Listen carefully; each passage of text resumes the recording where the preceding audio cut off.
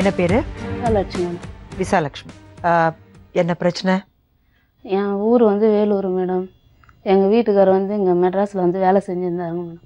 நான் வந்து இந்த மாதிரி ப்ரெஸ்ஸில் வேலை செஞ்சுருந்தேன். எங்கள் அக்காவோட மச்சனோட ஃப்ரெண்டு தான் எங்கள் வீட்டுக்காரரு.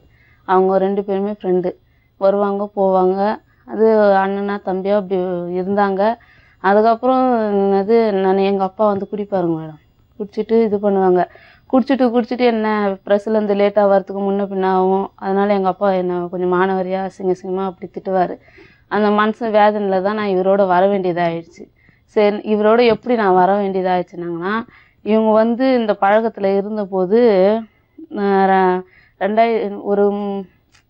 இப்போது ஆவணி மாதம் 13ஆம் தேதி இவருக்கு ரொம்ப சீரியஸ் ஆகிடுச்சுங்க. அந்த மஞ்சாகாமாலை. இவர் உடம்பு சரியில்லாத இருந்திருந்தாருங்க. மஞ்சாகாமாலன்றது வந்து ரொம்ப சீரியஸ் ஆகிடுச்சு. அவங்க வந்து எங்கள் அக்காவோட மச்சனை தான் அப்பப்போ கூட்டின்னு போவாங்க. அங்கே வாழைஜான்ற இடத்துல பச்சையில மருந்து கொடுத்துருந்தாங்க. அப்பப்போ கூட்டின்னு போவாங்க வருவாங்க.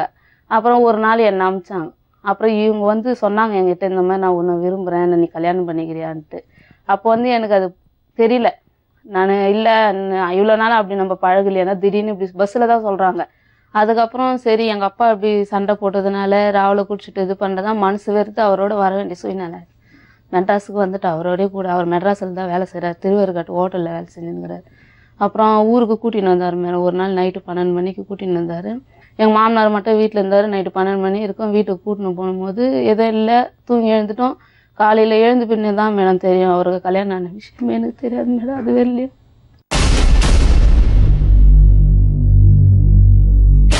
அவருக்கு கல்யாணம் ஆயிடுச்சு இந்த விஷயம் உங்களுக்கு தெரியவே தெரியாது. அதை பத்தி எதுவுமே சொல்ல மூடி மறைச்சிட்டாரு. நீங்களும் கேட்கலையா?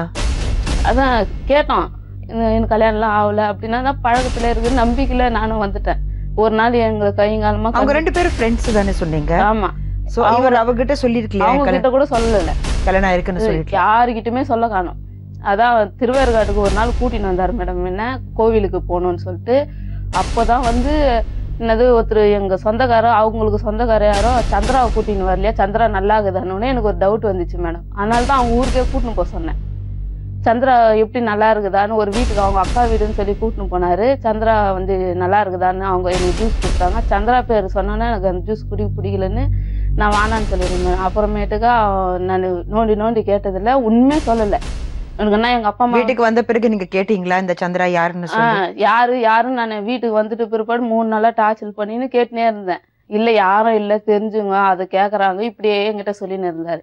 அப்புறம் ஊருக்கு கூட்டின்னு போய் ஆகணும்னு கட்டாயம் பண்ணோன்னா ஊருக்கு கூட்டின்னு போயிட்டார். போனோடனே தான் மேடம் போயிட்டு அன்றைக்கி நைட்டு தங்கிட்டேன். மறாத நாள் அவங்களோட பெரியப்பா புள்ள அவங்களுக்கு ஃபோன் பண்ணியிருப்பார் போல இருக்குது. முதல் தாரம் பொண்டாட்டிக்கு ஃபோன் பண்ணியிருப்பாங்களாட்ட இருக்குது. அப்புறம் அவங்க ஜனங்கள்லாம் வந்த உடனே இவர் இட்டுன்னு போய் என்னை கட்டில் அடியில் ஒலிக்க வச்சார் மேடம். அப்போ தான் எனக்கு தெரியும். நான் அப்போ என்ன நினச்சிட்டேன், ஒரு வேளை எங்கள் அப்பா அம்மா தான் தேடின்னு வந்துட்டாங்களான்ட்டு ஒலிக்க வைக்கிறாரா அப்படின்னு நினச்சிட்டேன் மேடம். அப்புறமா தான் அவங்க வீட்டில் இருக்கிறவங்களாம் வந்துக்கிறாங்கன்ற விஷயமே எனக்கு தெரியும். அப்புறமா எல்லாரும் வந்துட்டாங்க. அந்த பொண்ணு வந்து என்னை தரன்னு கட்டில் இழுந்து ஈத்துன்னு வந்து என்னை அடின்னு அடித்து ஈத்து போட்டாங்க. அப்புறம் அந்த பொண்ணு என்ன இருந்துச்சுங்க, எனக்கு புருஷன் வேணாம், அவனுக்கு எய்ட்ஸ் நோவு, அவன் பொம்பளை பொறுக்கி, அவனுக்கும் எனக்கு எந்த சம்மந்தம் இல்லை, கையெழுத்து போட்டு கொடுத்தார, எனக்கு புருஷன் வேணாம், எனக்கு சொத்து தான் வேணும் நிலையா நினச்சிமே. சரி, இந்தமாரி நம்ம தெரியாத வந்து மாட்டிக்கணுமேன்னு சொல்லிட்டு ஊருக்கு கிளம்புறேன். அப்போ நான் 3 மாதம் கன்சீவாக இருந்தேன். எனக்கு வாழ்க்கையே போனாலும் பரவாயில்ல, நான் தனியாக கூட நான் வாழ்ந்துக்கலான்னு சொல்லிட்டு கிளம்புறேன். இந்த ஆள் கிருஷ்ணால் எடுத்து கையில் வச்சுக்கினாங்க. எங்கள் மாமனார் கையும் பிடிக்கிறாரு காலையும் பிடிக்கிறாரு.